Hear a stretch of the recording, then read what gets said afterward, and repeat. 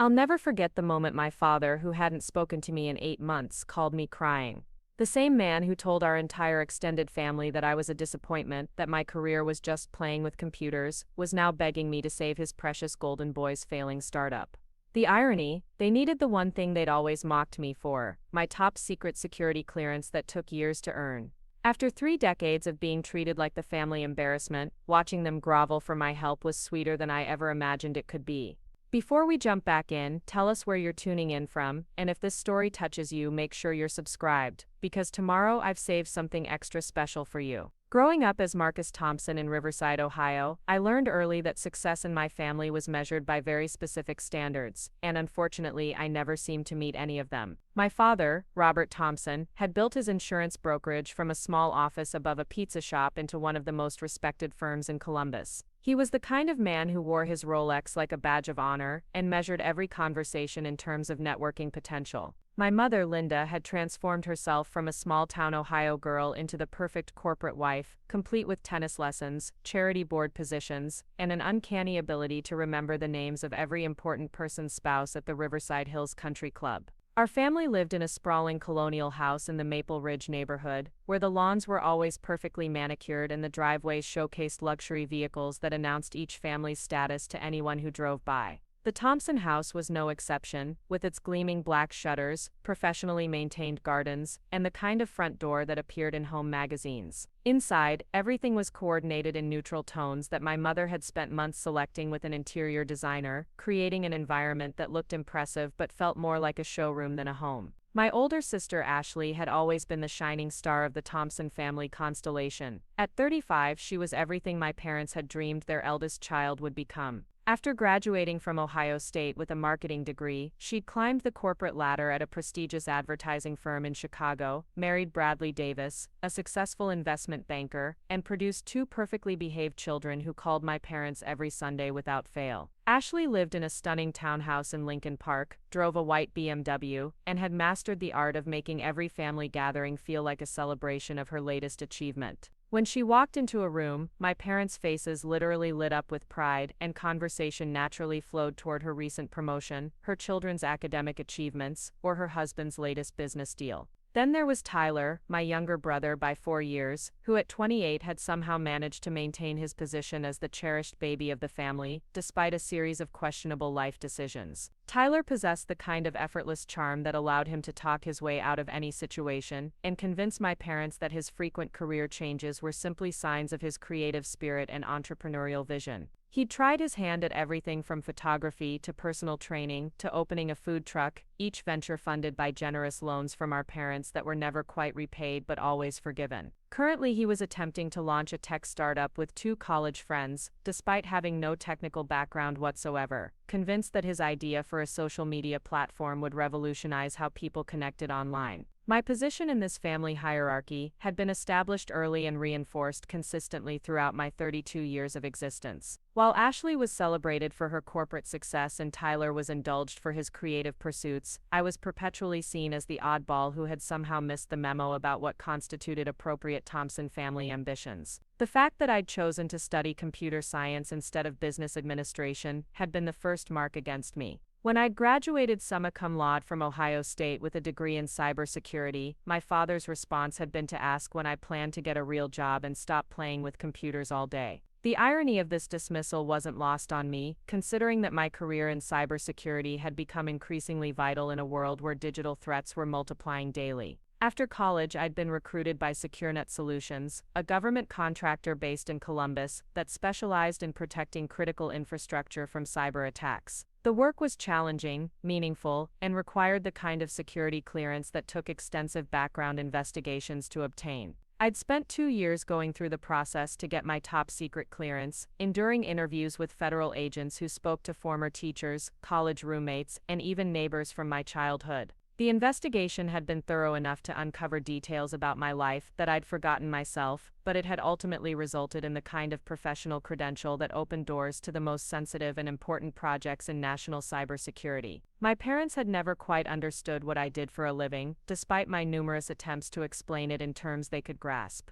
When people at the country club asked about their children, they would beam while discussing Ashley's latest marketing campaign or Tyler's newest business venture, but when it came to me, their enthusiasm noticeably dimmed. They would mention that I worked with computers for the government, usually followed by a quick change of subject to more exciting topics. The fact that my salary was actually higher than Ashley's, or that my work involved protecting critical national infrastructure, never seemed to register as particularly impressive to them. The family dynamic became even more complicated when I came out as gay during my junior year of college. While my parents weren't overtly hostile about my sexuality, their reaction was disappointment thinly veiled as concern for my happiness and future prospects. They worried about what people would think, how it would affect my career, and whether I would ever be able to give them grandchildren the traditional way. When I started dating Derek Chen, a brilliant software engineer I'd met at a cybersecurity conference, my parents were polite but distant, treating him more like a roommate than a serious romantic partner even after we'd been together for 3 years. The contrast in how they treated Derek versus Ashley's husband Bradley was particularly stark. Bradley was immediately welcomed into the family with enthusiasm, invited to join my father's golf outings, and included in all major family decisions. Derek, despite being incredibly accomplished in his own right and genuinely caring about me, was often forgotten when it came to family gatherings, or treated as an afterthought when my parents planned events. During holidays, Bradley's opinions were sought on everything from investment strategies to vacation destinations, while Derek was asked polite questions about the weather or whether he needed anything to drink. Living in downtown Columbus, I'd created a life that felt authentic and fulfilling, even if it didn't match my family's vision of success. My apartment was small but comfortable, decorated with books, artwork from local artists, and the kind of functional furniture that prioritized comfort over appearances. I'd adopted a rescue dog named Pixel, an energetic border collie mix, who had become my constant companion and running partner. My social circle consisted of colleagues from work, friends from the local tech community, and people I'd met through various hobbies like rock climbing and photography. These relationships were based on shared interests and mutual respect rather than social status or family connections. The disconnect between my actual life and my family's perception of it became a source of constant tension during family gatherings. Every holiday or birthday celebration seemed to include subtle comments about my choices, delivered with the kind of passive-aggressive precision that my mother had perfected over decades of practice. She would mention how proud she was of Ashley's beautiful home while looking.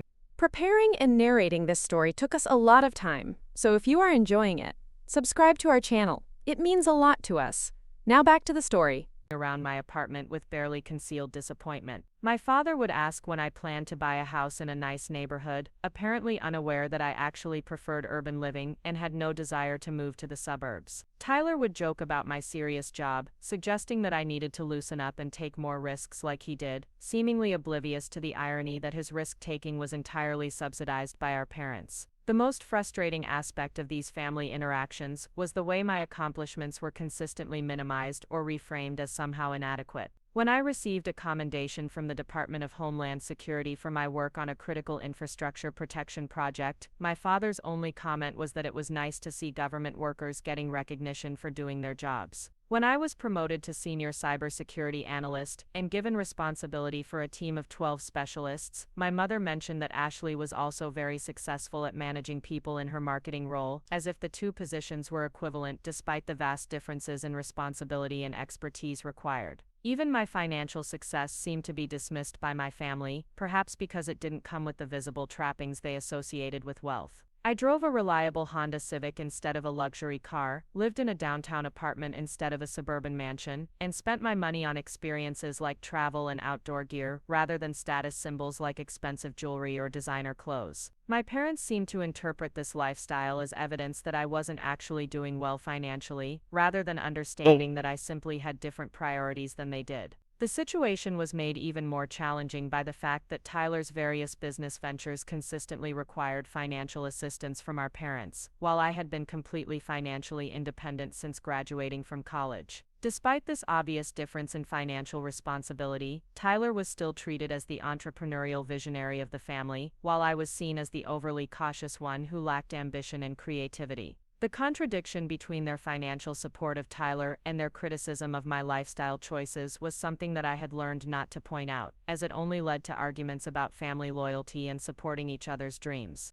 Throughout my 20s, I had tried repeatedly to bridge the gap between my authentic self and my family's expectations, but each attempt seemed to result in more disappointment on both sides. I had joined them for golf outings that bored me to tears, attended charity events where I felt completely out of place, and even briefly considered pursuing an MBA to make my career seem more legitimate in their eyes. Eventually, I realized that these efforts were not only unsuccessful but were also causing me to lose touch with the parts of myself that I actually valued and enjoyed. The breaking point in my relationship with my family had been building for years, but it crystallized during Tyler's most recent birthday celebration at the family lake cabin on Lake Erie. The cabin was a source of great pride for my parents, a sprawling log structure with panoramic views of the water that they had purchased when Ashley and I were teenagers. Family gatherings at the cabin were supposed to be relaxing and fun, but they often felt more like performance reviews where each of us was evaluated on our progress toward meeting family expectations. During that particular weekend, Tyler had announced his latest business venture with the kind of enthusiasm that suggested he had finally found his true calling.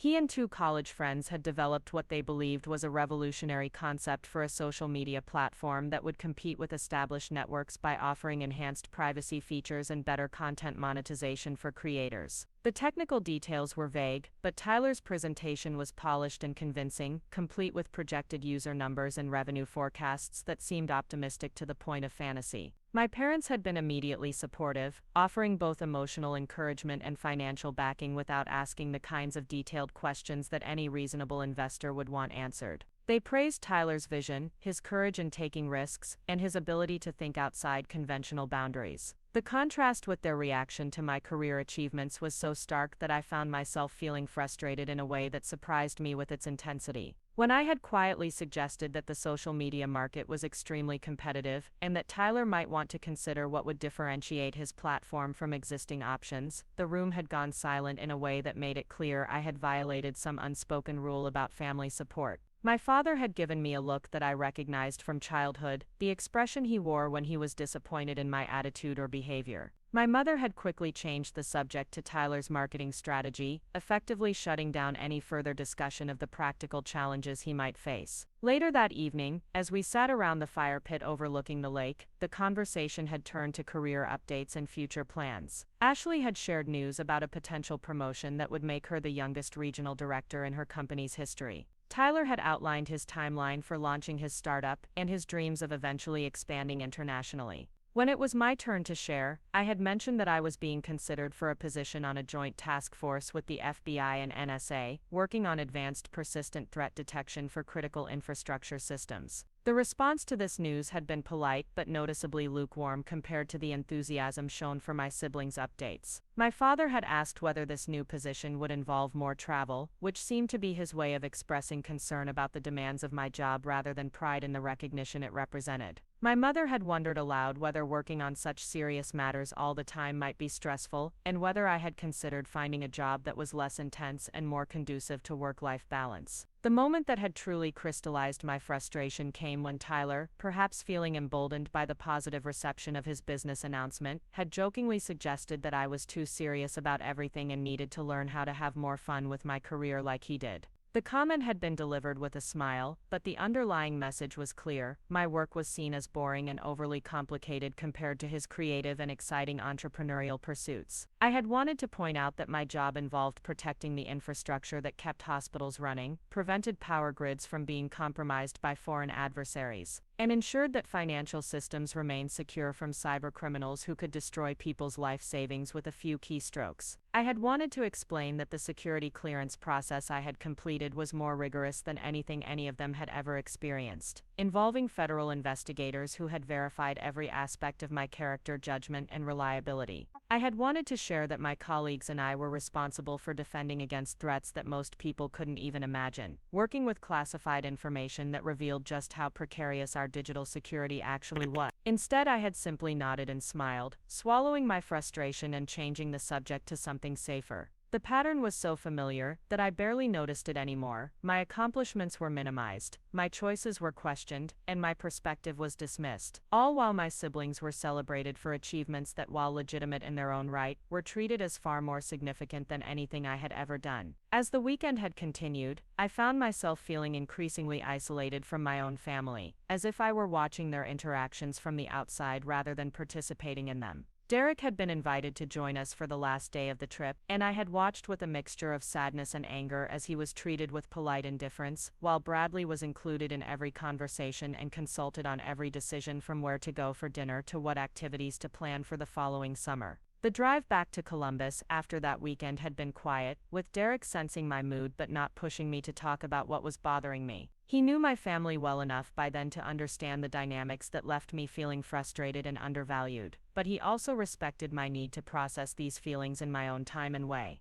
That understanding and patience was just one of the many reasons I loved him, and it stood in stark contrast to my family's tendency to dismiss or minimize anything they didn't immediately understand or approve of. In the weeks following that lake house gathering, I had found myself thinking more and more about the gap between who I actually was and who my family seemed to want me to be. I loved my work, found it challenging and meaningful, and took pride in the expertise I had developed over years of dedicated study and practice. I was financially successful, professionally respected, and personally fulfilled in ways that my family either couldn't see or chose not to acknowledge. My relationship with Derek was built on mutual respect, shared values, and genuine affection, even if it didn't fit my parents' traditional expectations for my romantic life. The realization that had been building throughout that weekend was that no amount of professional success, personal growth, or authentic happiness was going to change my family's perception of me as the disappointing middle child who had somehow failed to live up to their standards. They had assigned me a role in their family narrative, and evidence that contradicted that role was either ignored or reinterpreted to fit their existing beliefs about who I was and what I represented. This understanding had been both liberating and deeply sad.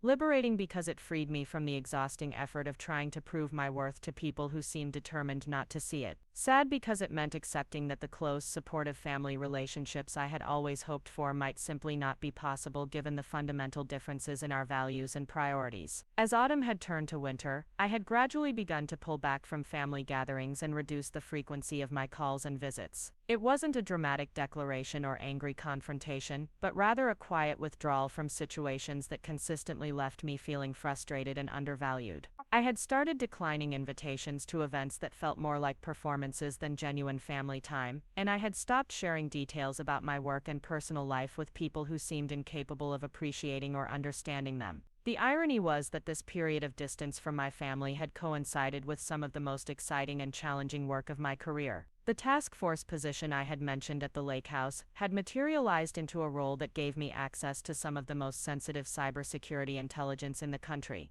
I was working on projects that literally helped protect national security, collaborating with experts from agencies that most people only knew about from movies and television shows. But rather than feeling proud of these achievements or excited to share them with the people closest to me, I found myself keeping them private, sharing the details only with Derek and a few close friends who understood the significance of what I was doing. The recognition that my own family was not among the people who would celebrate my successes had been painful, but it had also clarified something important about the relationships I wanted to prioritize in my life moving forward. Parts 2 Mites 5. The pattern deepens. The foundation of my role as the Thompson family disappointment had been laid carefully over decades, built brick by brick through countless small moments that individually seemed insignificant but collectively created an unshakable narrative about who I was and what I represented. The roots of this dynamic traced back to my earliest memories, when the expectations for each Thompson child were already being established with the kind of precision that my father brought to his most important insurance policies. When I was 7 years old, my father had enrolled all 3 of us children in tennis lessons at the Riverside Hills Country Club, convinced that athletic achievement would build character and open doors to important social connections later in life.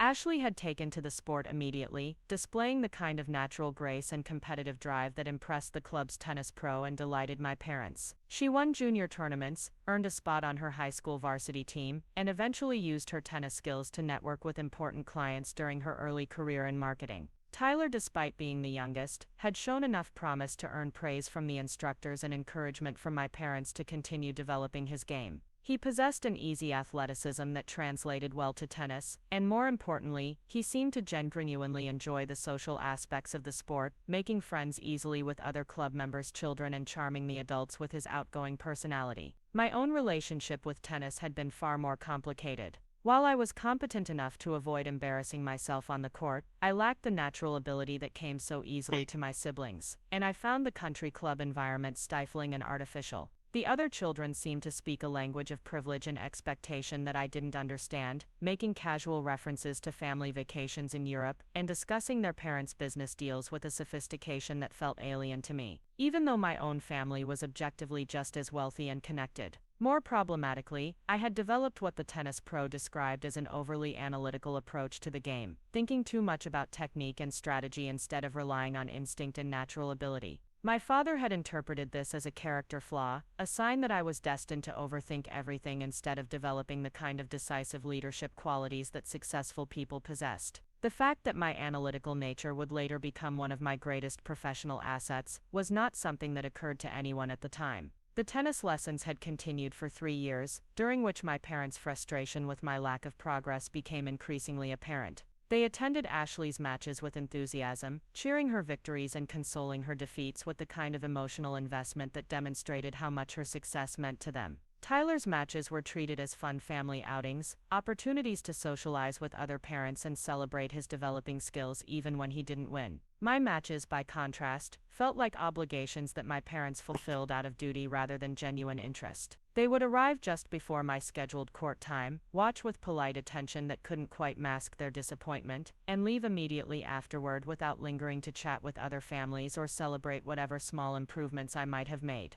The message was clear: my tennis performance was not a source of pride or joy for them, but rather another reminder that I didn't quite fit their vision of what a Thompson child should be. The pattern established through tennis had repeated itself across numerous other activities and interests throughout my childhood and adolescence. When I had shown interest in computer programming during middle school, spending hours learning to write basic code and create simple games, my parents had tolerated this hobby but made it clear that they viewed it as a temporary phase that I would eventually outgrow in favor of more practical pursuits. The fact that technology was rapidly becoming the dominant force in the global economy was not yet apparent to them, and they couldn't envision a future where programming skills would be more valuable than traditional business acumen. Ashley, meanwhile, had developed an interest in marketing and communications that aligned perfectly with my parents' understanding of valuable professional skills. She wrote for the school newspaper, organized successful fundraising campaigns for various charities, and demonstrated an intuitive understanding of how to influence people's opinions and decisions. My parents recognized these abilities as directly applicable to future business success, and they supported her interests with the kind of enthusiasm they had never shown for my technical pursuits. Tyler's interests had been more scattered and less obviously practical, but they were received with indulgence and encouragement based on his personality rather than their perceived value. When he had wanted to learn photography, my parents had bought him an expensive camera and supported his efforts to build a portfolio. When he had expressed interest in music, they had paid for guitar lessons and attended his informal performances with friends. The underlying message was that Tyler's creative exploration was charming and admirable, while my technical interests were merely acceptable. High school had intensified these patterns as college preparation became a central focus of family planning. Ashley's path had been clear from the beginning. She would apply to prestigious universities with strong business programs, major in something practical like marketing or communications, and prepare for a career in corporate America. Her academic performance had been consistently excellent. Her extracurricular activities were strategically chosen to enhance her college applications, and her social connections had expanded to include the children of my parents' most important business contacts. Tyler's high school experience had been more relaxed but equally supported, with my parents expressing confidence that his natural charisma and creativity would eventually lead him to find his passion and excel in whatever field captured his interest. They had been patient with his changing interests, supportive of his artistic pursuits, and optimistic about his future prospects even when his academic performance was inconsistent. My high school years had felt like a constant struggle to justify my interests and choices to parents who seemed perpetually concerned about my direction and prospects. When I had wanted to take advanced computer science courses instead of additional business electives, they had worried that I was limiting my options and making myself too specialized for the modern job market. When I had preferred spending time with friends who shared my technical interests rather than cultivating Relationships with the children of prominent families, they had expressed concern about my social development and networking skills. The most frustrating aspect of these concerns was that they were based on outdated assumptions about career success and professional value. My parents' understanding of the business world had been shaped by their own experiences in traditional industries, where success was measured by one's ability to build relationships, close deals, and manage people effectively. They couldn't envision a future where technical expertise would be more valuable than general business skills, or where specialized knowledge would command higher salaries than broad management experience. College selection had become a battleground where these fundamental differences in perspective had crystallized into specific disagreements about practical decisions. My parents had wanted me to apply to prestigious business schools, major in something practical like finance or management, and prepare for a career that would allow me to eventually take over my father's insurance business or start my own company in a related field. They had envisioned a future where all three Thompson children would be successful in traditional business careers, creating a family legacy of entrepreneurial achievement and financial success. My own vision had been completely different, focused on pursuing advanced technical education that would prepare me for a career in cybersecurity, a field that was rapidly growing in importance as digital infrastructure became more critical to every aspect of modern life. I had wanted to study computer science at a university with strong research programs and connections to government agencies, positioning myself for the kind of specialized career that would allow me to work on meaningful projects with national significance. The compromise we had eventually reached had satisfied no one completely but had allowed me to pursue my technical interests while maintaining some connection to my parents' expectations. I had enrolled at Ohio State University, which offered both proximity to home and strong programs in both business and computer science. I had agreed to consider double majoring or at least taking business courses that would provide a foundation for eventually running my own consulting company or joining my father's firm in a technology-focused role. During my freshman year, I had dutifully enrolled in introductory business courses while also beginning my computer science studies, trying to maintain the possibility of satisfying my parents' expectations while pursuing my genuine interests. The business courses had been easy enough but uninspiring, covering material that felt obvious and simplistic compared to the complex technical challenges that energized me in my computer science classes. By the end of my first semester, it had become clear that continuing to pursue business studies would mean sacrificing the time and energy I needed to excel in my technical coursework. The decision to focus exclusively on computer science had been the first major conflict between my authentic interests and my family's expectations, and it had established a pattern that would continue throughout my college years and beyond. My parents had accepted my choice with resigned disappointment, making it clear that they viewed it as a missed opportunity to develop the well-rounded skill set that successful business leaders required. They had continued to hope that I would eventually see the limitations of technical specialization and return to a more practical career path. Meanwhile, Ashley's college experience had unfolded exactly as my parents had hoped, with stellar academic performance, meaningful internships at prestigious companies, and a steady progression toward the kind of corporate career that they understood and valued. Her success had provided a constant point of comparison that highlighted my own divergence from family expectations, and her achievements were celebrated with the kind of enthusiasm that made it clear how much pride she brought to the family name. Tyler's college years had been more turbulent, with multiple major changes and academic struggles that should have concerned my parents more than my own focused pursuit of technical excellence. However, his difficulties had been framed as the growing pains of a creative spirit finding his way, while my steady progress in a field they didn't understand had been viewed with ongoing skepticism about its long-term viability and practical value. The pattern of differential treatment had become even more pronounced during my senior year, when I had been recruited by several government contractors and cybersecurity firms offering starting salaries that exceeded what most business majors could expect to earn after several years of career development. Instead of celebrating these opportunities, my parents had expressed concern about the stability of technology careers and the limited advancement opportunities available to technical specialists who lacked management experience and business training. When I had accepted the position at SecureNet Solutions, beginning a career that would eventually lead to some of the most sensitive and important work in national cybersecurity, my parents' reaction had been polite but underwhelming. They had attended my graduation ceremony with the same dutiful attendance they had shown at my tennis matches years earlier, fulfilling their parental obligations without demonstrating genuine pride or excitement about my achievements. The contrast with their reaction to Ashley's job offer from a prominent marketing firm had been stark and painful. Her position had been celebrated with a family dinner at the most expensive restaurant in Columbus, during which my parents had toasted her success and expressed their confidence that she was destined for great things in the corporate world. The salary difference between our positions had been ignored, as had the fact that my work would involve protecting critical infrastructure while hers would focus on selling consumer products to affluent demographics. As my career had progressed through my 20s, the pattern of minimizing my achievements while celebrating my siblings had become increasingly entrenched. Each promotion I received was acknowledged with polite congratulations that quickly shifted to concerns about the stress and demands of my work. Each recognition or award was framed as a nice honor that demonstrated my technical competence but didn't necessarily indicate broader leadership potential or business acumen. The security clearance process had been a particularly clear example of my family's inability to recognize the significance of my professional achievements. The investigation had required interviews with dozens of people from my past, extensive background checks, financial reviews, and psychological evaluations designed to ensure that I could be trusted with the most sensitive national security information. The process had taken nearly 2 years to complete and had resulted in a credential that opened doors to the most important and challenging work in my field. My parents' understanding of this achievement had been limited to the observation that government jobs required a lot of paperwork and bureaucracy.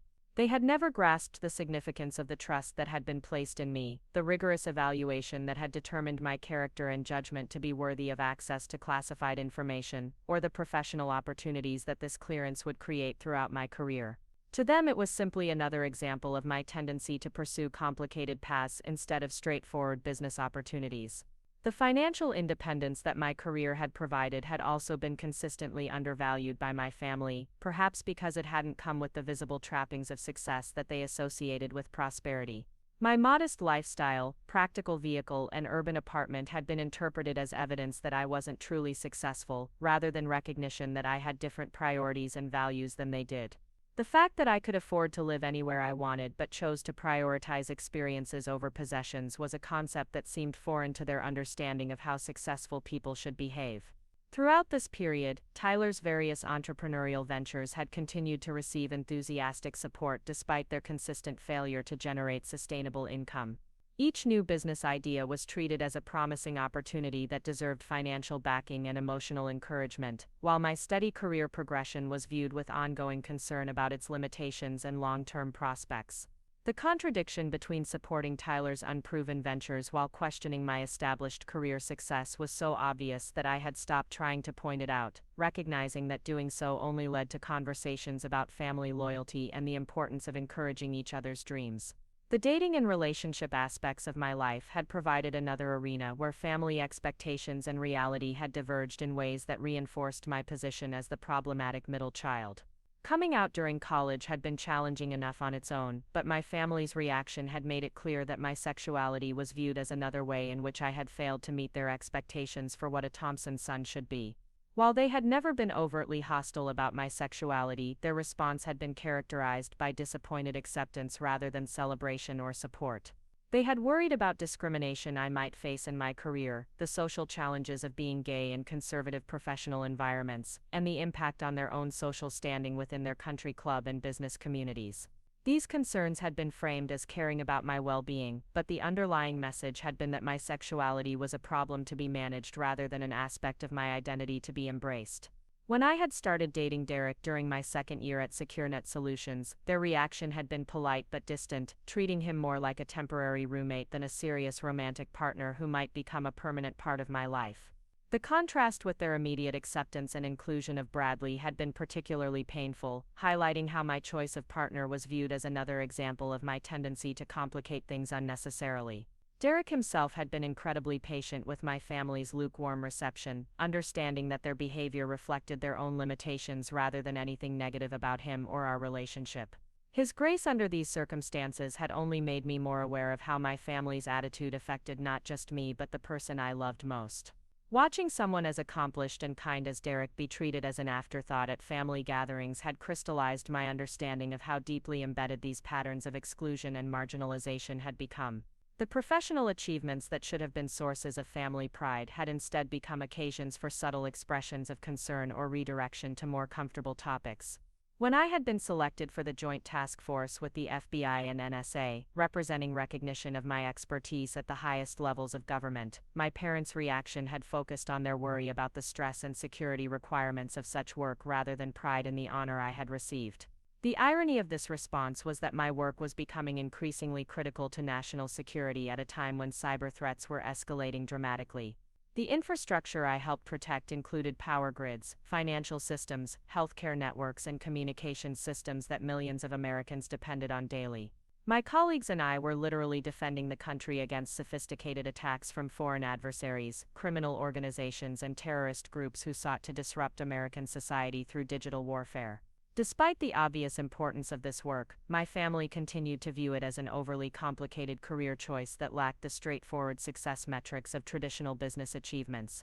They couldn't quantify the value of preventing a cyber attack on a hospital system or measure the importance of protecting financial records from foreign intelligence services.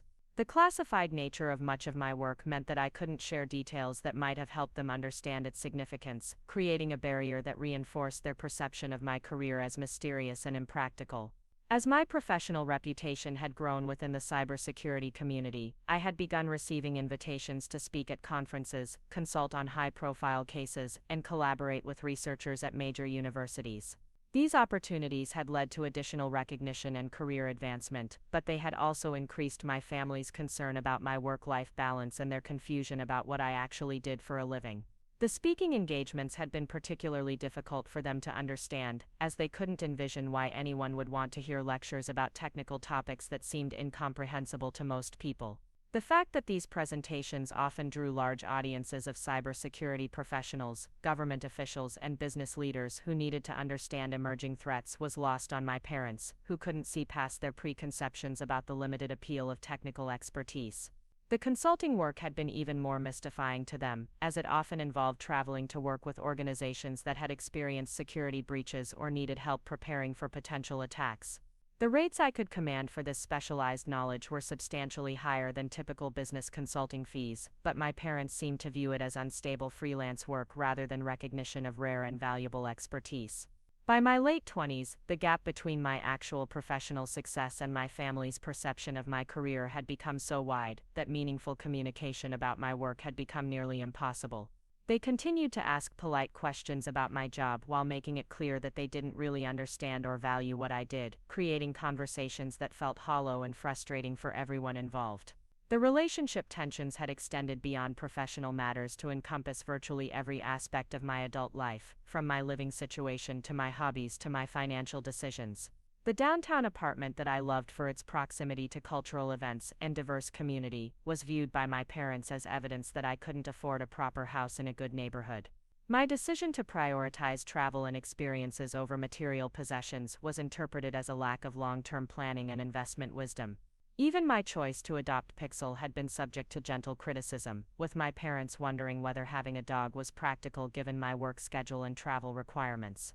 The fact that Pixel was a rescue rather than a purebred had prompted comments about the unpredictability of mixed-breed animals and concerns about potential behavioral problems. These seemingly minor criticisms had accumulated over time to create an atmosphere where virtually every choice I made was subject to skeptical evaluation rather than supportive acceptance.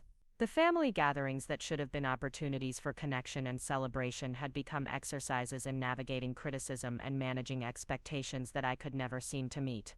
Holiday dinners featured conversations where Ashley's latest promotion was discussed in detail while my own career developments were acknowledged briefly before the conversation moved to more interesting topics. Tyler's newest business venture would be explored thoroughly, with suggestions and encouragement from everyone present, while my work projects were dismissed as too technical for general discussion. The physical spaces of these gatherings had also reinforced the hierarchy and exclusion that characterized my family relationships. At the lake cabin, Ashley and Bradley occupied the master bedroom suite, while Tyler was given the large guest room with the best view of the water. Derek and I were typically assigned the smallest bedroom, often with a broken air conditioner or faulty plumbing that made our stay less comfortable than everyone else's experience. Seating arrangements at family meals had similarly reflected the relative importance assigned to different family members and their partners. Bradley was seated next to my father, positioned to participate in conversations about business and investments. Derek was placed wherever space remained available, often at the far end of the table where he could be included in general conversation but excluded from the more substantive discussions that occurred among the men my parents considered their peers. The gift-giving traditions that surrounded holidays and birthdays had provided another arena where differential treatment was made visible through material expressions of value and thoughtfulness. Ashley and Bradley received expensive gifts that reflected careful consideration of their interests and lifestyle, from high-end kitchen appliances for their new home to luxury vacation packages that acknowledged their preference for upscale travel experiences.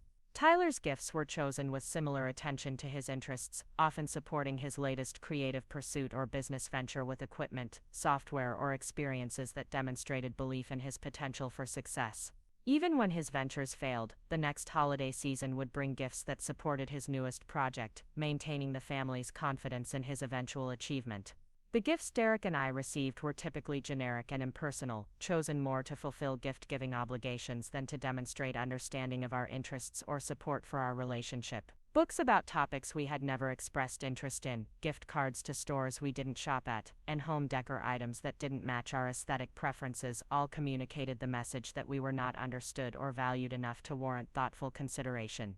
These patterns of exclusion and marginalization had been reinforced through countless small interactions over the years, creating a family dynamic where my position as the disappointing middle child had become so entrenched that it felt impossible to change. Every attempt to share my achievements had been met with polite disinterest or concern about potential downsides. Every effort to demonstrate my success had been reframed as evidence of my impractical priorities or unrealistic expectations. The most painful aspect of this dynamic had been the realization that my family's perception of me was based on outdated assumptions and limited understanding rather than any objective evaluation of my character or accomplishments. They had assigned me a role in their family narrative when I was young, and no amount of evidence to the contrary had been sufficient to change that fundamental characterization.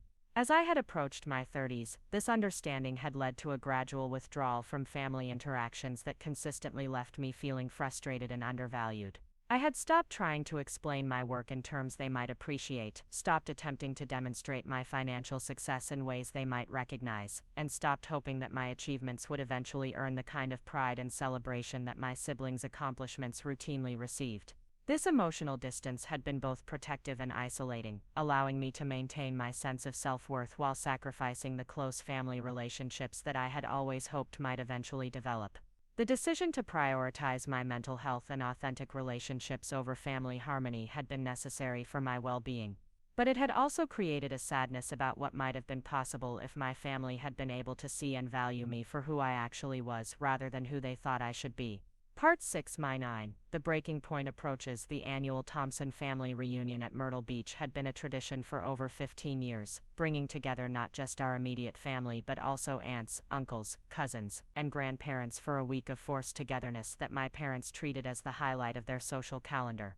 The event required months of planning, with my mother coordinating accommodations for nearly 30 people across multiple beach houses, organizing group dinners at expensive restaurants, and scheduling activities that would showcase our family's prosperity and harmony to the extended relatives who attended.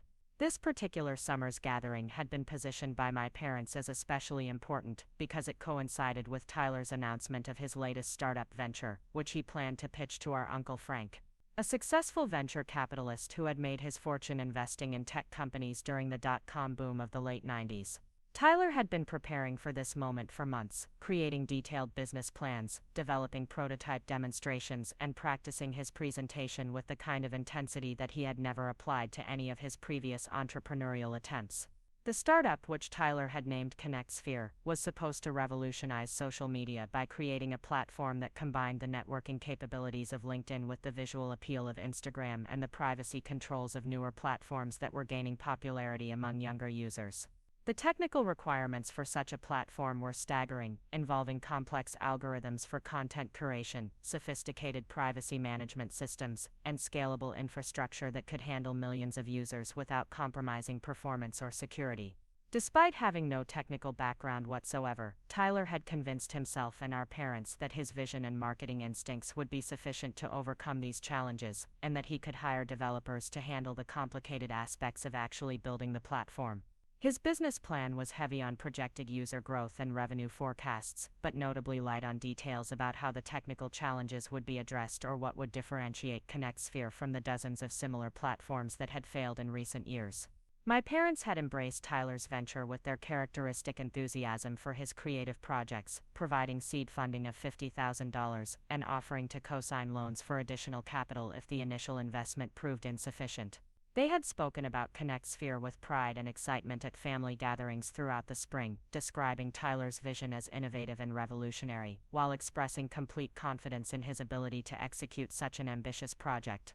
The irony of their support for Tyler's technically implausible social media startup, while continuing to view my established career in cybersecurity as overly specialized and limiting, was not lost on me. Here was Tyler with no technical education, no relevant experience, and no understanding of the massive infrastructure requirements for social media platforms, receiving enthusiastic backing for a venture that faced overwhelming odds of failure. Meanwhile, my work protecting critical national infrastructure from sophisticated cyber threats was still viewed as an interesting but impractical career choice. Derek had been invited to join us for the beach week, though the invitation had come with the usual caveats about limited space and the expectation that we would be flexible about accommodations. While Ashley and Bradley had been assigned the master bedroom in the main beach house, Derek and I had been given a small room in the overflow property that my parents had rented for younger family members and less important guests. The room had a broken air conditioning unit and a bathroom that we shared with three cousins in their early 20s, creating living conditions that felt more like a college dormitory than a family vacation. The first few days of the reunion had followed predictable patterns, with Tyler holding court during family dinners as he explained his business concept to anyone who would listen. Ashley sharing updates about her latest marketing campaigns and her children's academic achievements, and Derek and I participating politely in conversations while being largely excluded from the inner circle discussions that occurred among family members who were considered more central to the Thompson legacy. Uncle Frank had arrived on Wednesday, bringing with him the kind of gravitas that comes from having turned early investments in companies like Amazon and Google into a personal fortune that dwarfed even my father's considerable wealth. Frank's presence had elevated the entire gathering, with family members who rarely showed interest in business suddenly eager to discuss investment strategies and market trends that they had read about in financial magazines. Tyler's presentation had been scheduled for Thursday evening, giving him time to settle his nerves and make final adjustments to his pitch materials. The build-up to this moment had been intense, with family members offering encouragement and advice, while expressing complete confidence that Frank would recognize the brilliance of Tyler's concept and provide the $1 million investment that would launch ConnectSphere into the competitive social media marketplace. Thursday afternoon had brought an unexpected development that would change the entire trajectory of the week, and ultimately the relationship between my family and me. Frank had approached me privately while I was reading on the beach, asking if we could have a conversation away from the rest of the family about my work in cybersecurity. It turned out that one of his portfolio companies had recently experienced a serious security breach, and he was looking for expert advice about how to prevent similar incidents in the future. Our conversation had lasted for over an hour, during which I had explained the evolving landscape of cyber threats, the vulnerabilities that most companies failed to address adequately, and the kind of comprehensive security strategies that were necessary to protect valuable digital assets in an increasingly dangerous online environment. Frank had been genuinely impressed by my knowledge and insight, commenting that I possessed exactly the kind of expertise that his portfolio companies desperately needed but rarely found in the consulting market. By the end of our discussion, Frank had offered me a consulting contract that would involve conducting security assessments for 3 of his companies, with the potential for additional work if the initial projects were successful. The financial terms he proposed were substantial, representing more income than I could earn in 6 months at SecureNet Solutions, and the work would allow me to expand my expertise into new industries, while building relationships with executives at successful technology companies. More significantly, Frank had mentioned that he was always looking for technical advisors who could help him evaluate the security implications of potential investments, particularly as cybersecurity became an increasingly critical concern for companies in every sector. He had suggested that my combination of technical expertise and government security clearance made me uniquely valuable for this kind of work, and he had invited me to consider a more formal advisory relationship that could develop alongside my primary career. The validation of having a successful venture capitalist recognize the value of my expertise had been profound, particularly coming at a time when my own family continued to view my career as overly narrow and impractical. Frank's offer represented not just financial opportunity, but professional recognition from someone whose judgment about business value was respected throughout the technology industry. When I had returned to the main beach house that evening, Tyler had been making final preparations for his presentation, reviewing his slides and practicing his delivery with the nervous energy of someone who understood that this moment could determine the future of his entrepreneurial dreams. The family had gathered in the living room after dinner, creating an atmosphere that felt more like a board meeting than a casual family conversation. Tyler's presentation had been polished and enthusiastic, covering market analysis, user acquisition strategies, revenue projections, and growth plans with the kind of confidence that comes from months of preparation and genuine belief in one's vision. He had spoken passionately about the need for a social media platform that prioritized user privacy while still enabling meaningful connections and content sharing, identifying real problems with existing platforms and proposing solutions that sounded reasonable to non-technical audiences. The questions that followed had been mostly supportive, with family members asking about marketing strategies, target demographics, and timeline for launching the platform. Frank had listened thoughtfully throughout the presentation, occasionally asking clarifying questions about specific features or business model assumptions, but generally maintaining the neutral expression of an experienced investor evaluating a potential opportunity. When Tyler had finished answering questions, Frank had delivered his assessment with the kind of diplomatic honesty that successful business people use when they need to deliver disappointing news without burning bridges. He had praised Tyler's passion and vision while expressing concerns about the technical challenges, competitive landscape, and capital requirements necessary to build and scale a social media platform successfully. More specifically, Frank had explained that companies like Facebook and Twitter had spent billions of dollars developing the infrastructure and algorithms necessary to support their platforms, and that competing with established players required not just good ideas but exceptional technical execution and massive financial resources. He had pointed out that the privacy features that Tyler was emphasizing would actually make monetization more difficult, creating a fundamental tension between user expectations and business sustainability. Frank's conclusion had been delivered with kindness but unmistakable finality. While he respected Tyler's entrepreneurial spirit, ConnectSphere was not the kind of investment opportunity that aligned with his current portfolio strategy. He had offered to introduce Tyler to other investors who might be interested in earlier-stage consumer technology ventures, but it was clear that he would not be providing the funding that Tyler had hoped to secure. The disappointment in the room had been palpable, with my parents struggling to maintain their composure while Tyler processed the rejection of a project that had consumed months of his time and energy.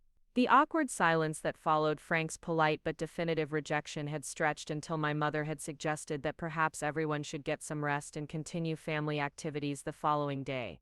As the family had begun to disperse, Frank had approached me again, this time in front of everyone, to confirm our earlier conversation about the consulting opportunity.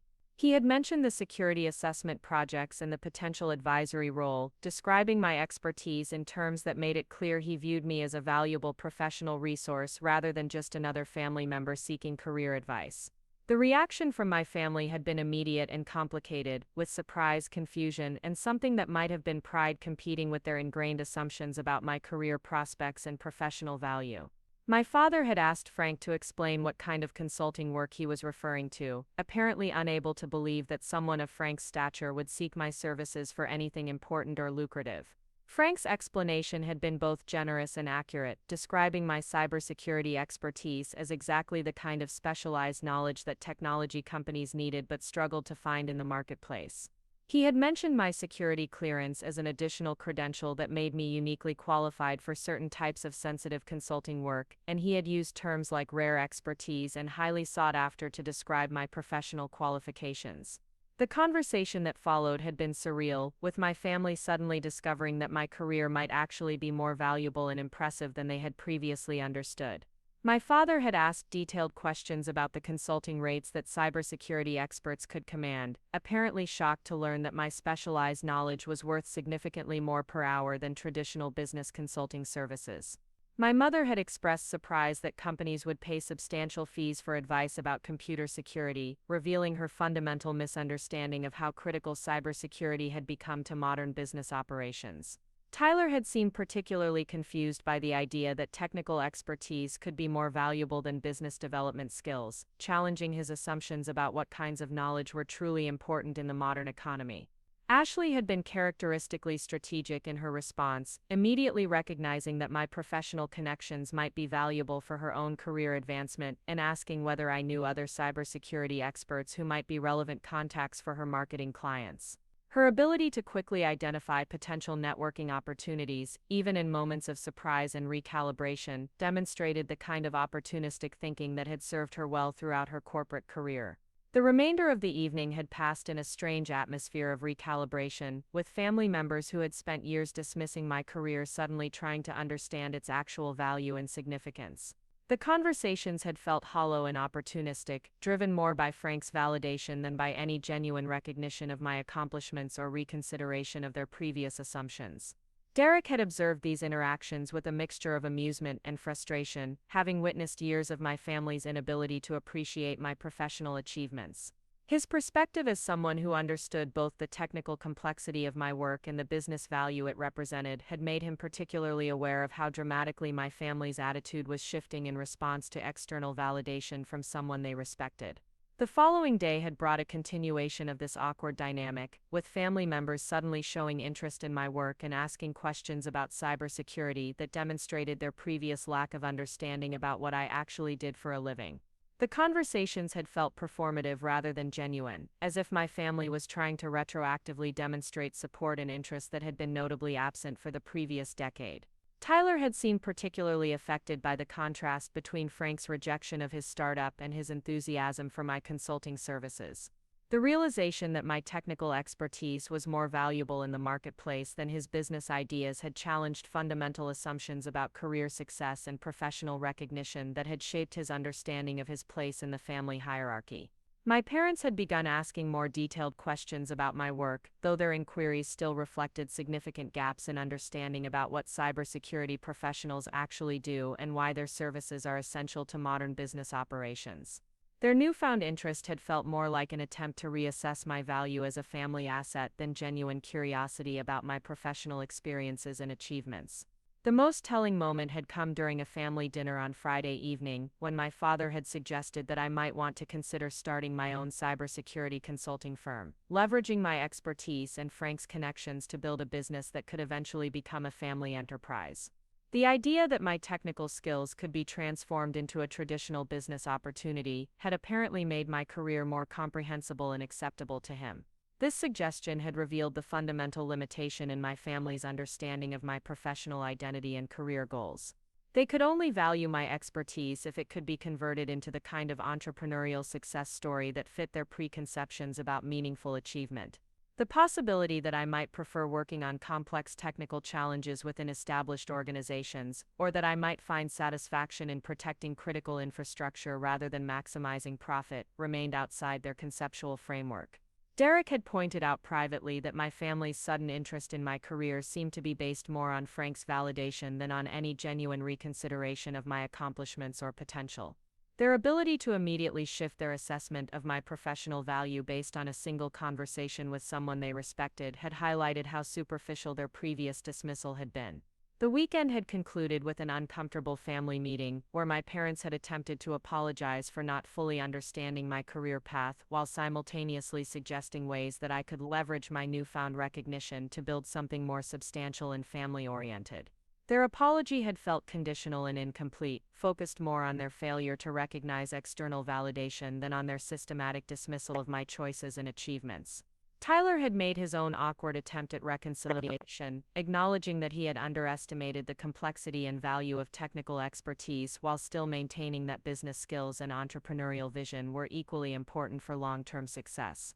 His inability to fully accept that his assumptions about career value had been wrong had made his apology feel hollow and self-serving.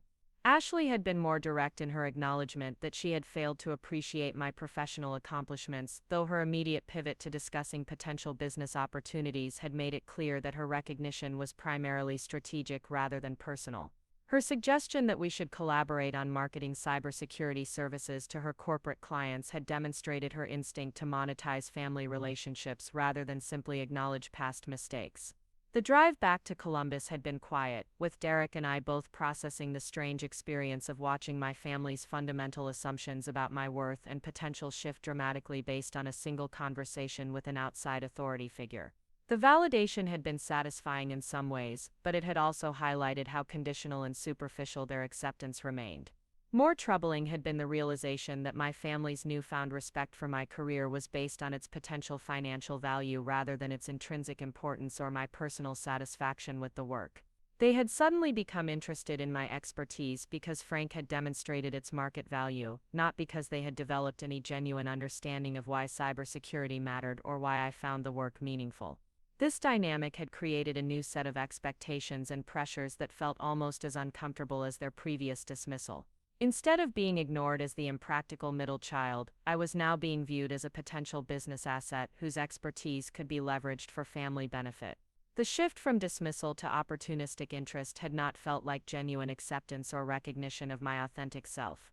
Derek had observed that my family's pattern of viewing relationships primarily through the lens of potential advantage had been consistent throughout all of these interactions. Their inability to appreciate my accomplishments for their own sake, independent of external validation or potential benefit to family interests, had revealed fundamental limitations in their capacity for unconditional support and genuine connection. The weeks following the beach reunion had brought continued attempts from my family to demonstrate their newfound appreciation for my career, though these efforts had felt forced and calculated rather than organic expressions of pride or interest. My mother had begun mentioning my cybersecurity work to her friends at the country club, apparently enjoying the surprised reactions when she revealed that her previously overlooked middle child possessed expertise that wealthy business people valued highly.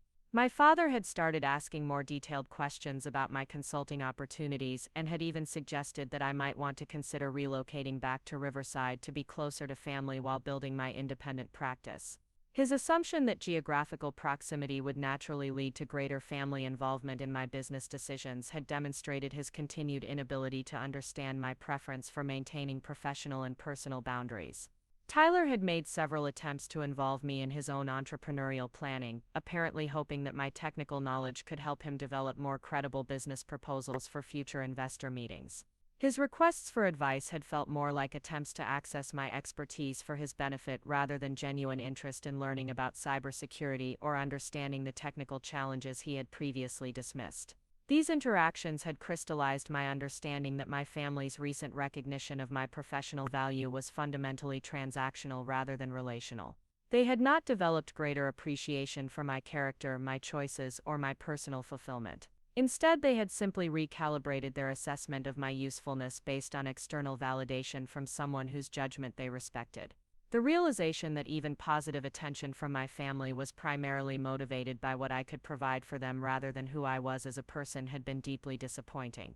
It had confirmed that the emotional distance I had been maintaining was not just protective but necessary, given their apparent inability to engage with me as a full person rather than a collection of potentially useful attributes. Derek had become increasingly frustrated with my family's conditional and opportunistic approach to our relationship, particularly their continued treatment of him as a peripheral figure despite his own considerable professional accomplishments and his obvious importance in my life. Their ability to suddenly show interest in my career while maintaining their dismissive attitude toward my personal relationships had highlighted the selective nature of their newfound respect. As summer had turned to fall, I had found myself in the strange position of being simultaneously more valued and more isolated within my family system. The recognition of my professional worth had not translated into greater emotional connection or genuine understanding of my priorities and values. Instead, it had created new expectations and pressures that felt manipulative and self-serving. The consulting work with Frank's portfolio companies had proceeded successfully, leading to additional opportunities and professional relationships that validated my expertise in ways that my family had never been able to provide. The satisfaction of working with business leaders who understood and appreciated the complexity of cybersecurity challenges had created a stark contrast with my family's superficial and opportunistic interest in my career. This period had also brought clarity about the fundamental incompatibility between my authentic self and the role my family wanted me to play in their lives. Whether they were dismissing my choices or trying to leverage my expertise for their benefit, they remained unable to see me as a complete person with my own goals, values, and relationship priorities. The shift from dismissal to opportunistic interest had not addressed the underlying dynamic that had always made me feel like an outsider in my own family. The final act when they needed what they mocked. The call came on a Tuesday morning in October, interrupting my morning coffee routine with Derek as we prepared for another day of work. I almost didn't answer when I saw my father's name on the caller ID, having grown accustomed to letting his infrequent calls go to voicemail so I could process whatever family drama required my attention before deciding whether to engage. Something about the early hour and the fact that he rarely called during business hours made me pick up, though I immediately regretted that decision when I heard the panic in his voice. "Marcus, thank God you answered. We need to talk, son. It's about Tyler's company. There's been a situation, and we need your help immediately." The desperation in his tone was unlike anything I had ever heard from my father, a man who prided himself on maintaining control and composure even in the most challenging business situations. The fact that he was calling me son instead of using my name was particularly telling, as if he was trying to invoke family loyalty through language he rarely used with me. Derek looked up from his laptop, raising an eyebrow at my expression as my father continued speaking without waiting for my response. "Tyler's startup got that government contract we told you about, the big one worth $12 million over 3 years. But now the contracting office is saying they need someone with top secret clearance on the executive team within 30 days or they'll terminate the agreement. Tyler doesn't have clearance, none of his partners do, and the process takes years. You're the only one who can save this, Marcus. The whole family is counting on you." The irony of the situation hit me immediately and forcefully. Tyler's Connexphere had somehow managed to secure a major government contract, likely for social media monitoring or data analysis services, and now they desperately needed exactly what my family had spent years dismissing as an overly complicated credential with limited practical value. My top secret security clearance, which had been treated as an interesting but ultimately useless piece of paperwork, was suddenly the only thing standing between Tyler's startup and complete financial collapse. I took a deep breath, trying to process the implications of what my father was asking while Derek continued to watch my face with growing concern. "Dad, slow down. What exactly is Tyler's company supposed to be doing for the government? And how did they get a contract without understanding the clearance requirements?" The questions felt necessary for understanding the situation, but I also suspected that the answers would reveal the kind of reckless optimism that had characterized Tyler's previous business ventures. My father's explanation confirmed my suspicions while also revealing the depth of the crisis that Tyler's overconfidence had created. Connexphere had bid on a contract to provide social media analytics for a Department of Defense program designed to monitor foreign disinformation campaigns. Tyler and his partners had apparently convinced themselves that the clearance requirements were merely suggestions rather than absolute mandates, assuming they could negotiate alternatives or find workarounds once they had secured the lucrative agreement. The contract was structured with milestone payments that required specific deliverables at 30, 60, and 90-day intervals, with the clearance verification being the first mandatory checkpoint. If Tyler's company failed to meet this requirement, they would not only lose the contract but would also be liable for penalty payments that could reach into the hundreds of thousands of dollars. More significantly, the failure would likely result in them being blacklisted from future government contracting opportunities, effectively destroying any chance of building a sustainable business around their platform. "Your mother and I have already put in another $100,000 to help them get started," my father continued, his voice becoming more strained as he explained the financial stakes involved. "Ashley and Bradley have invested $50,000 of their own money because they believe in Tyler's vision. If this contract falls through, we're all going to lose everything we've put into this company. But more than that, Tyler's dreams will be completely destroyed. He's worked so hard on this, Marcus. You can't let your brother fail when you have the power to save him."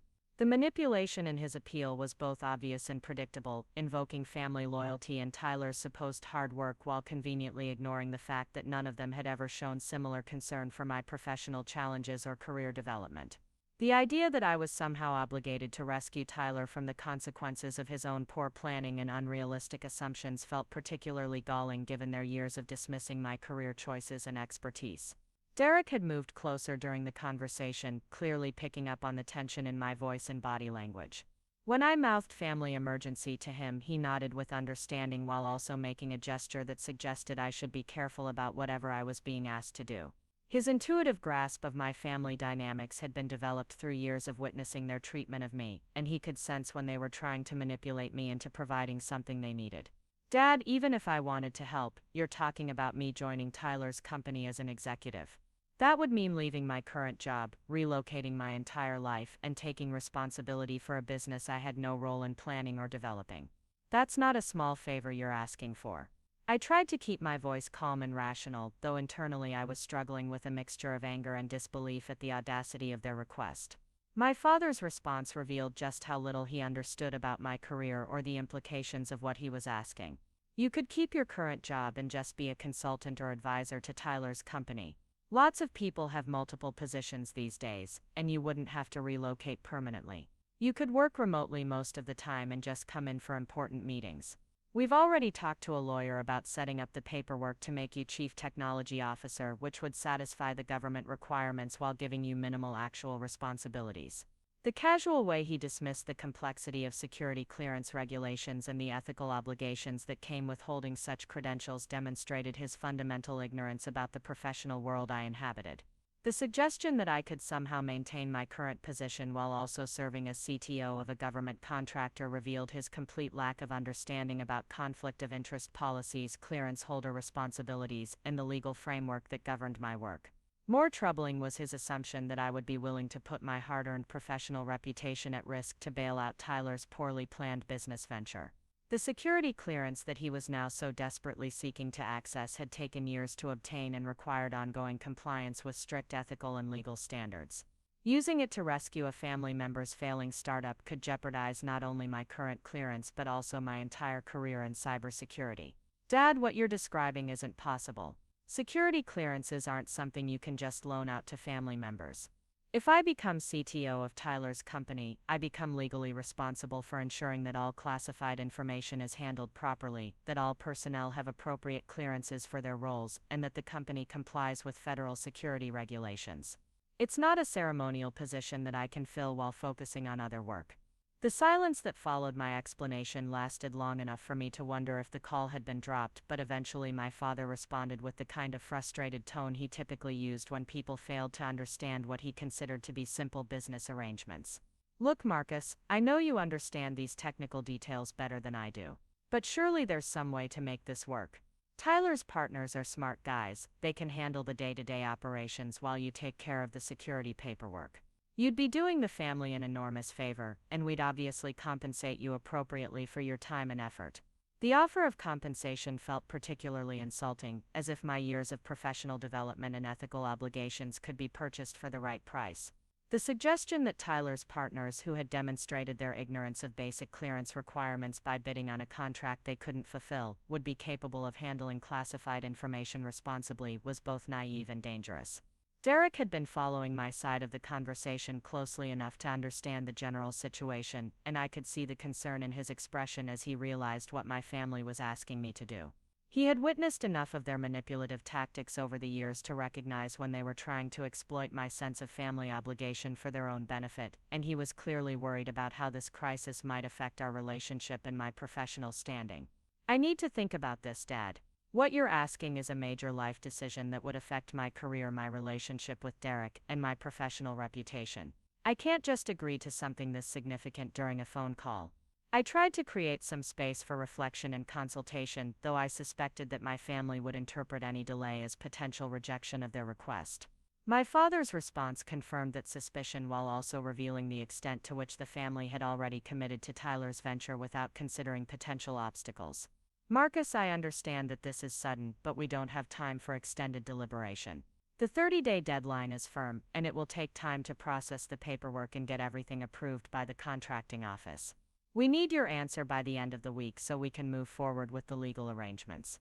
The artificial urgency of his timeline felt manipulative, designed to pressure me into agreeing before I could fully consider the implications or seek advice from professional colleagues who understood the clearance system.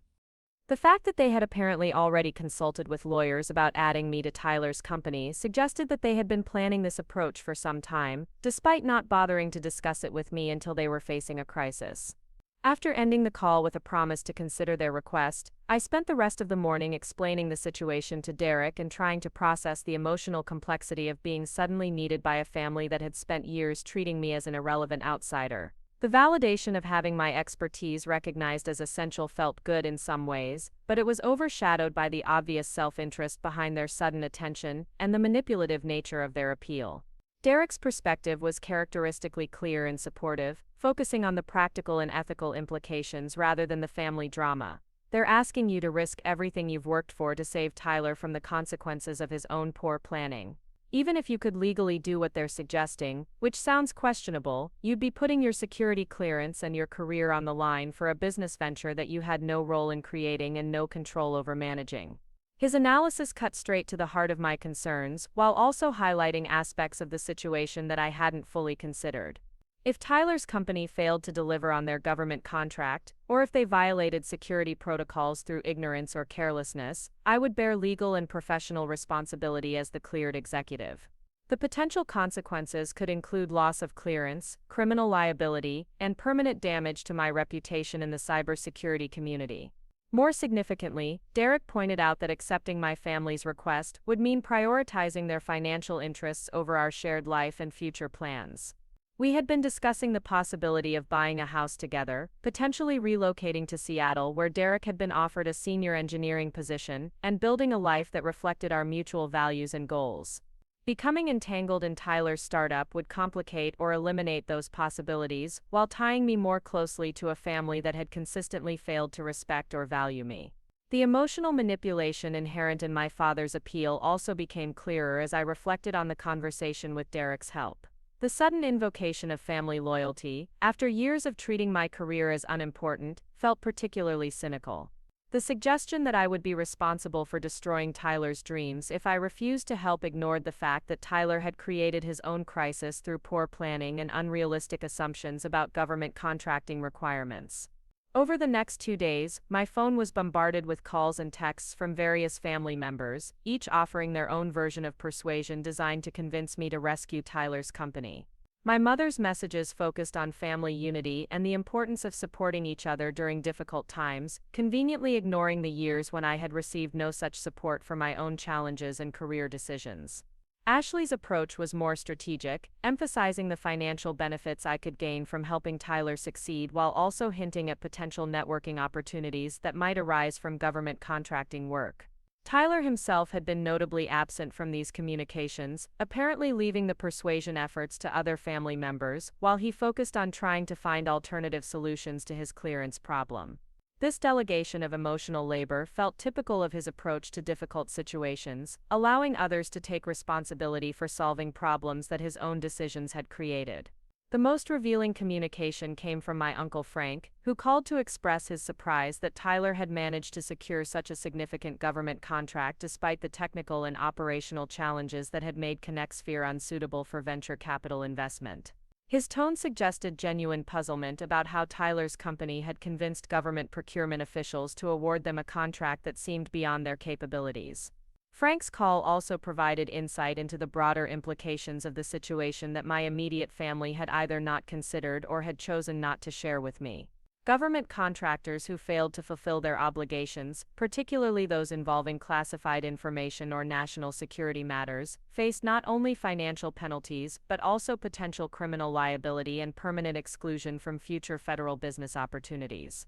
The stakes were significantly higher than my father had indicated, and the potential consequences of failure were more severe than mere financial loss.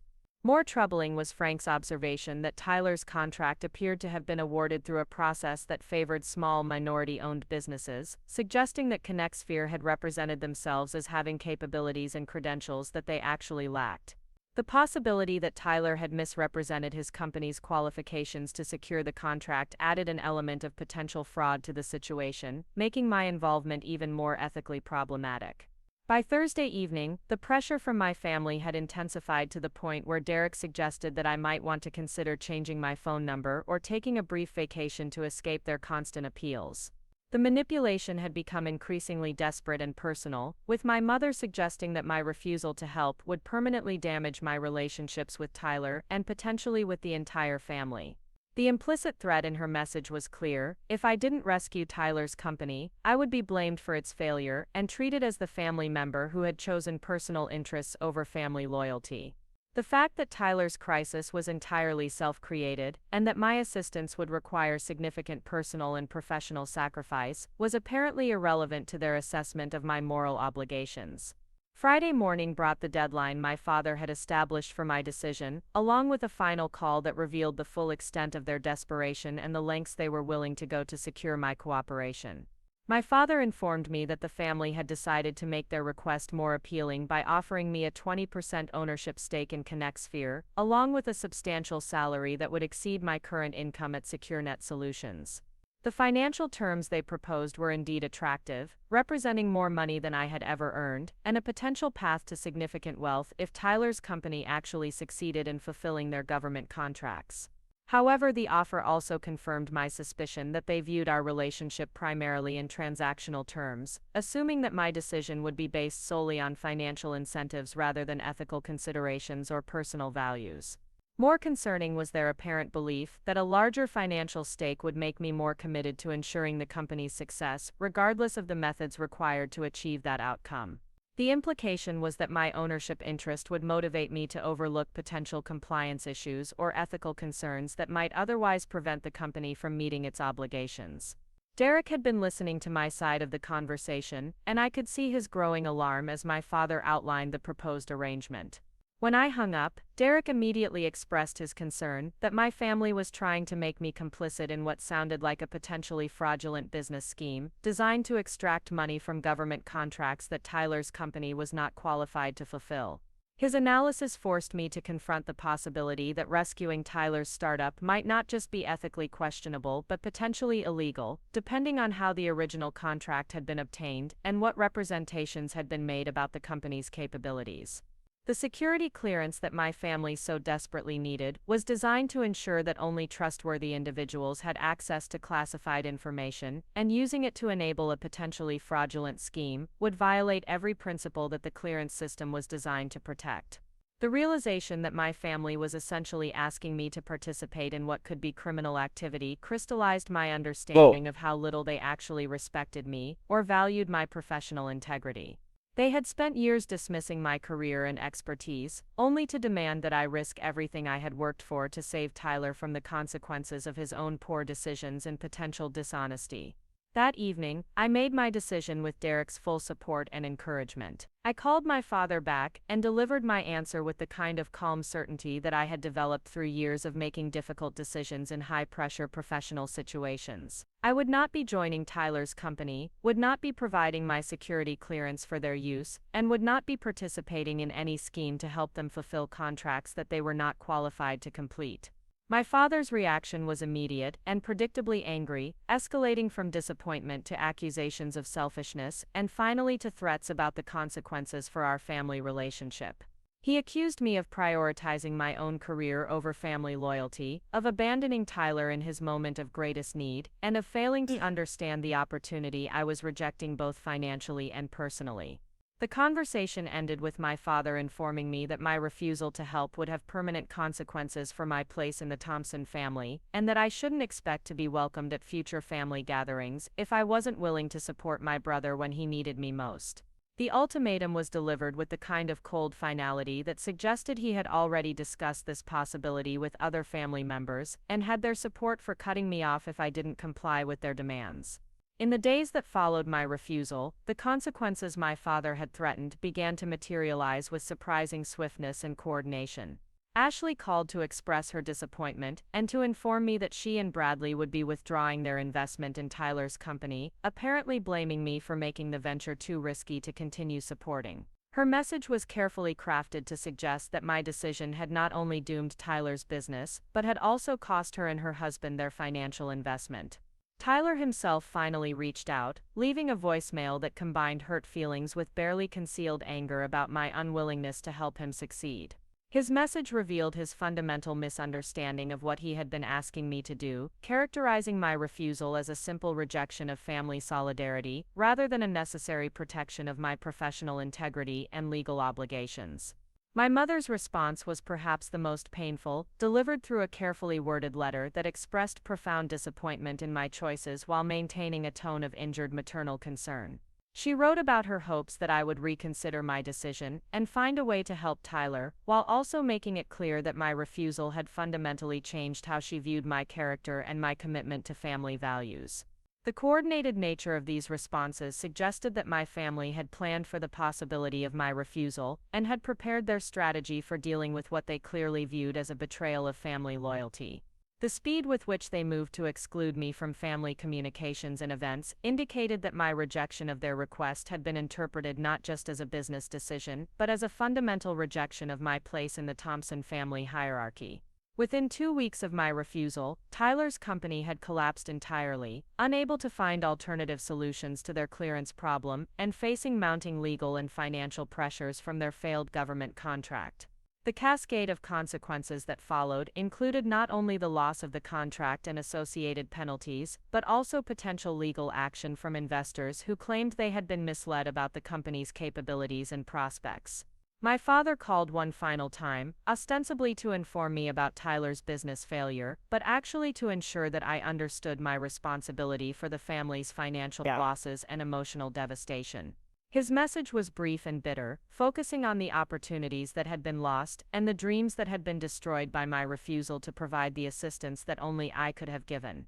The call ended with his statement that I was no longer welcome at family gatherings, and that my choice to prioritize my own interests over family welfare had permanently altered my relationship with parents who had supported and loved me throughout my life. The historical revisionism in his characterization of their support was breathtaking, but it also provided clarity about how they would remember and retell this story to justify their decision to exclude me from future family activities. Derek's support throughout this crisis had been unwavering and insightful, helping me process the emotional complexity of being rejected by my family for refusing to compromise my professional integrity. His perspective that I had made the only ethical decision possible, regardless of the personal consequences, provided the foundation for moving forward without regret or second-guessing. 6 months later, I received a call from a federal investigator who was looking into Tyler's failed company as part of a broader investigation into contractor fraud and misrepresentation in government procurement processes. The conversation confirmed that my instincts about the ethical and legal problems with Tyler's contract had been correct, and that my refusal to participate had likely saved me from becoming entangled in a criminal investigation. The investigator's questions revealed that ConnectSphere had indeed misrepresented their capabilities and credentials when bidding on the government contract, and that Tyler and his partners were facing potential criminal charges for fraud and conspiracy. The fact that I had refused to join the company despite family pressure was noted as evidence of my professional integrity, actually strengthening rather than damaging my security clearance status. A year after the crisis, I received an unexpected email from Tyler himself, written from a minimum security federal prison, where he was serving an 18-month sentence for his role in the contractor fraud scheme. His message was a genuine apology for the pressure he and the family had placed on me, along with acknowledgement that my refusal to participate had been the right decision both ethically and practically. Tyler's letter revealed that he had finally understood the complexity and importance of the security clearance system, and that he recognized how his ignorance and arrogance had created a situation that could have destroyed my career along with his own business dreams. His gratitude for my decision not to enable his mistakes was both touching and validating, providing closure that I hadn't expected to receive. Derek and I had used the crisis as an opportunity to clarify our own values and priorities, ultimately deciding to relocate to Seattle, where we could build a life free from the manipulation and conditional love that had characterized my family relationships. My consulting work had continued to flourish, with Frank's connections leading to additional opportunities that allowed me to work on increasingly complex and meaningful projects.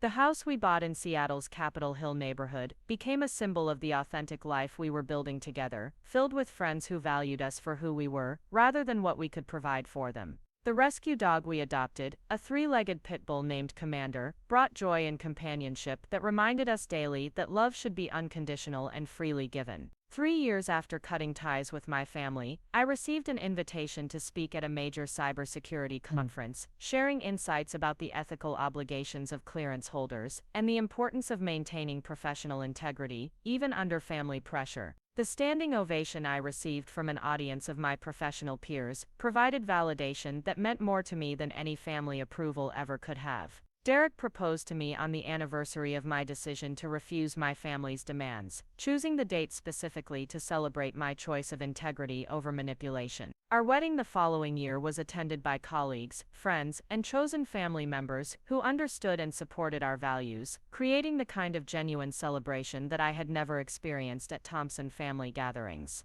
The final vindication came 5 years later, when Frank contacted me to share that he had been following my career through mutual contacts in the cybersecurity community. He mentioned that my reputation for ethical leadership and technical excellence had made me one of the most respected professionals in the field, and that my decision to refuse my family's demands had become a case study in professional ethics that he shared with young entrepreneurs in his portfolio companies. My security clearance had not only survived the family crisis, but had actually been enhanced by my demonstrated commitment to ethical principles over personal relationships. The career I had built through years of dedicated work and principled decision-making had proven more valuable and lasting than any family approval could have been. Looking back on the crisis that had forced me to choose between family loyalty and professional integrity, I felt grateful for the clarity it had provided about my values and priorities. The pain of being rejected by my family had been real and lasting, but it had also freed me to build authentic relationships based on mutual respect rather than conditional acceptance. Derek and I often reflected on how the crisis had actually strengthened our relationship and clarified our shared commitment to building a life based on honesty, integrity, and genuine love. The family we had created through choice, rather than obligation, had proven more supportive and lasting than the biological relationships I had sacrificed to maintain my professional and ethical standards. The Thompson family had taught me an invaluable lesson about the difference between genuine love and transactional relationships, between authentic support and conditional acceptance. Their demand that I compromise everything I had worked for to solve problems they had created had revealed the fundamental incompatibility between their values and mine, making the choice between family loyalty and personal integrity surprisingly clear. In the end, my security clearance had indeed saved my family, just not in the way they had expected or demanded. It had saved me from a family that valued me only for what I could provide, rather than who I was, freeing me to build the authentic and fulfilling life that I deserved with people who loved me unconditionally. Up next, you've got 2 more standout stories right on your screen. If this one hit the mark, you won't want to pass these up. Just click and check them out.